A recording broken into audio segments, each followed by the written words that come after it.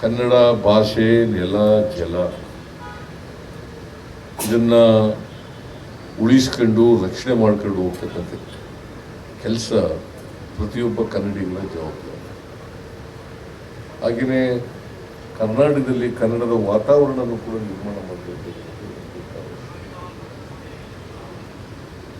ಪ್ರತಿಯೊಬ್ಬರು ಕೂಡ ತೀರ್ಮಾನ ಮಾಡಬೇಕು, ಕರ್ನಾಟಕದಲ್ಲಿ ಬಾಳಿ ಬದುಕ್ತಕ್ಕಂಥವ್ರು ಅವ್ರ ಜೊತೆ ನಾನು ಕನ್ನಡದಲ್ಲೇ ಮಾತಾಡುತ್ತೇನೆ, ಕನ್ನಡ ಭಾಷೆ ಬಿಟ್ಟು ಬೇರೆ ಭಾಷೆ ಬಿಟ್ಟು ಮಾತಾಡಲ್ಲ.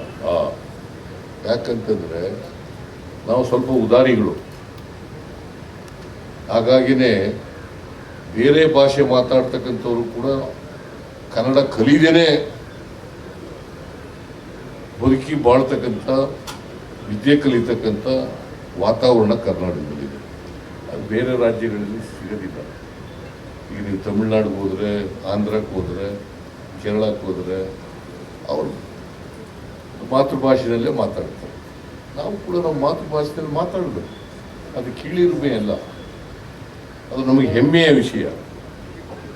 ನಮ್ಮ ಭಾಷೆಯಲ್ಲಿ ಮಾತಾಡೋದು, ನಮ್ಮ ಭಾಷೆ ಕನ್ನಡದ ವಾತಾವರಣ ನಿರ್ಮಾಣ ಮಾಡ್ತಕ್ಕಂಥದ್ದು ನಾವೆಲ್ಲರ ಕರ್ತವ್ಯ. ಅದಕ್ಕೋಸ್ಕರ ಇಲ್ಲಿ ಯಾರು ವಾಸ ಮಾಡ್ತಾರೆ, ಯಾರು ಇಲ್ಲೇ ಬದುಕ್ತಾರೆ, ಅವರೆಲ್ಲರೂ ಕೂಡ ಕನ್ನಡವನ್ನು ಕಲೀಲೇಬೇಕು. ಹಾಗಂತೇಳಿ ನಾವು ಸುಮ್ಮನೆ ಇದ್ಬಿಟ್ರೆ ಅದು ಕಲಿಯೋಕ್ಕಾಗೋದಿಲ್ಲ. ಯಾಕಂದರೆ ನಾವು ದುರಾಭಿಮಾನಿಗಳಲ್ಲ, ಆದರೆ ಕನ್ನಡದ ಬಗ್ಗೆ ಅಭಿಮಾನವನ್ನು ಬೆಳೆಸ್ಕೊಳ್ತಕ್ಕಂಥದ್ದು ಅತ್ಯಂತ ಅವಶ್ಯಕ. ಬೇರೆ ರಾಜ್ಯಗಳಲ್ಲಿ ಇರ್ತಕ್ಕಂಥ ಆ ಭಾಷೆಯ ದುರಾಭಿಮಾನಿಗಳಿದ್ದಾರಲ್ಲ, ಆ ರೀತಿ ನಾವೆಲ್ಲ ಯಾರೂ ಕೂಡ ದುರಾಭಿಮಾನಿಗಳಾಗಿದ್ದಾರೆ.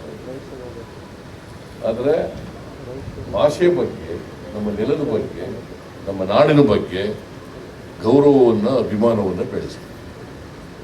ಅದು ಮಾಡಿದ್ರೆ ಸಾಕು, ಪ್ರತಿಯೊಬ್ಬರು ಕೂಡ ಅದನ್ನು ಮಾಡಿದ್ರೆ. ಅದಕ್ಕೋಸ್ಕರವಾಗಿ ಈ ಭುವನೇಶ್ವರಿ ತಾಯಿ ಎಲ್ಲರಿಗೂ ಸ್ಫೂರ್ತಿ ಕೊಡಲಿ ಅಂತೇಳಿ ನಾನು ಆಶಿಸ್ತೇನೆ. ಆ ಒಂದು ಮನೋವೇರಿಕೆ ಆಗಲಿ ಅಂತೇಳಿ ಈ ಸಂದರ್ಭದಲ್ಲಿ ಆಶಿಸಿ, ಯಾಕಂದರೆ ನಾನು ಇದು ನವೆಂಬರ್ 24ನೇ ತಾರೀಕು 2024 ಇಸ್ವಿ 1ನೇ ತಾರೀಕಿನೊಳಗಡೆಗೆ ಈ ಪ್ರತಿಮೆ ಉದ್ಘಾಟನೆ ಆಗಬೇಕು. ಅದರೊಳಗಡೆ ಉದ್ಘಾಟನೆ ನವೆಂಬರ್ 1ನೇ ತಾರೀಕು 2024 ಇಸ್ವಿ ಆಗಬೇಕು. ಈಗಾಗಲೇ ಕೆಲಸ ಪ್ರಾರಂಭ ಆಗಿದೆ. ಹಣದ ಕೊರತೆನೂ ಇಲ್ಲ, ಮಾಡ್ತೀವಿ. ಅದರಿಂದ ಇದು ಒಂದು ಉತ್ತಮವಾದಂಥ ಕೆಲಸ. ಇಲ್ಲಿ ವಿಧಾನಸೌಧದ ಆವರಣದಲ್ಲಿ ಆಗ್ತಕ್ಕಂಥದ್ದು, ಈ ಪ್ರದೇಶದಲ್ಲಿ ಆಗಿ ಸುಮಾರು 15 ಅಡಿ ಎತ್ತರ, ಅಲ್ಲ 25 ಅಡಿ ಎತ್ತರ,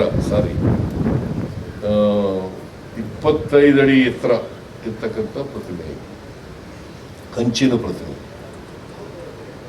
ಶಾಶ್ವತವಾಗಿ ಈ ಪ್ರತಿಮೆ ಇರಬೇಕು. ನಾನು ಶಿವರಾಜ್ ತಂಗಡಿಗೆ ಅವ್ರಿಗೆ ಹೇಳಿದ್ದೀನಿ, ಭಾಳ ಸುಂದರವಾಗಿರಬೇಕು ಪ್ರತಿಮೆ, ಮತ್ತು ವಾತಾವರಣನೂ ಕೂಡ ಚೆನ್ನಾಗಿರ್ಬೇಕು. ಅದು ಜನರಿಗೆ ಆಕರ್ಷಣೆ ಆಗ್ತಕ್ಕಂಥ ರೀತಿಯಲ್ಲಿ ಇರ್ತದೆ. ಸೊ ಅದನ್ನು ಈಗ ಅನೇಕ ರಾಜಕಾರಣಿಗಳು ನಾವು ಇಲ್ಲಿ ಮಾಡಿದ್ದೀವಿ, ಕೇಂದ್ರದ ನಾಯಕರುಗಳು, ರಾಜ್ಯದ ನಾಯಕರುಗಳು, ಅವನ್ನೆಲ್ಲ ಮಾಡಿದ್ದೀವಿ. ಸೊ ಇದು ಒಂದು ಆಕರ್ಷಣೆಯನ್ನು ಇಮ್ಮಡಿಗೊಳಿಸ್ತದೆ ಅಂತೇಳಿ ನಾನು ಅಂದ್ಕೊಂಡಿದ್ದೀನಿ. ಸೊ ಇದು ಅತ್ಯಂತ ಅಗತ್ಯವಾಗಿ ಆಗಬೇಕಾಗಿದ್ದಂಥ ಕೆಲಸ. ಈ ಹಿನ್ನೆಲೆಯಲ್ಲಿ ನಾವು ಇವತ್ತು ನಾನು ಹೆಚ್ಚು ಮಾತನಾಡಲಿಕ್ಕೆ ಹೋಗಲ್ಲ. ಇದು ಉದ್ಘಾಟನೆ ಆಗುವಾಗ ಹೆಚ್ಚು ಮಾತಾಡ್ತೇನೆ ನಾನು. ಸೊ ಅದರಿಂದ ಎಲ್ಲರೂ ನಮ್ಮ ಸ್ನೇಹಿತರುಗಳೆಲ್ಲ ಮಾತಾಡಿದ್ದಾರೆ.